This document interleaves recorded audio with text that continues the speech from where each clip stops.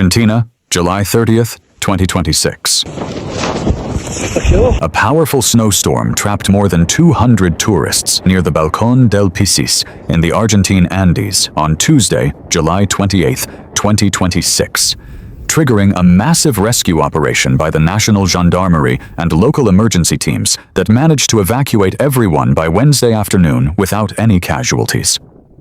The emergency began when more than 200 people were stranded in various parts of the Catamarca mountain range near the Balcón del Pissis viewpoint after weather conditions deteriorated abruptly on the afternoon of Monday, July 27th.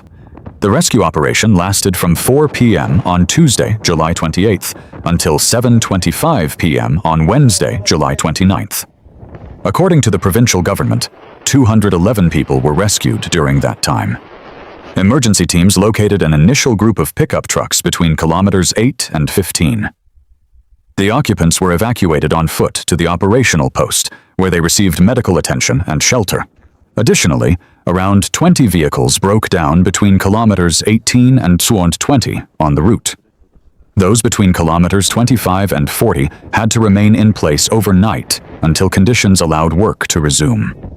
Authorities reported that 163 tourists had been evacuated, including 131 people transported to the base camp and 32 others sheltered at Tres Quebradas before continuing down the mountain. Another 36 people remained on the mountain awaiting evacuation as crews continued clearing the route. Some evacuees were initially taken to facilities at the Zhejiang Lièx mining project, where they received shelter and assistance before continuing to lower elevations. Beginning around 4 a.m. Wednesday, Fiambala Hospital received a steady stream of rescued tourists. According to hospital officials, approximately 42 people were evaluated after suffering anxiety, low blood pressure, exhaustion, and other effects from spending hours stranded in severe winter conditions. 2 tourists were transferred to larger medical centers after developing moderate hypothermia. Authorities said both were in stable condition, while the remaining patients were treated and released. Officials confirmed no fatalities were reported.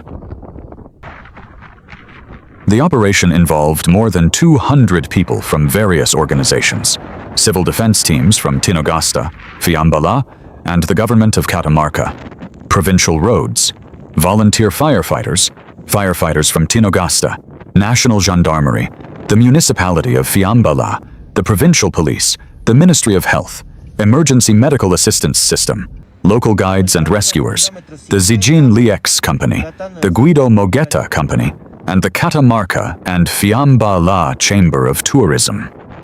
The Zhejiang Mining Company activated its emergency protocol from the early hours of the operation, deploying road crews to assist with clearing the road.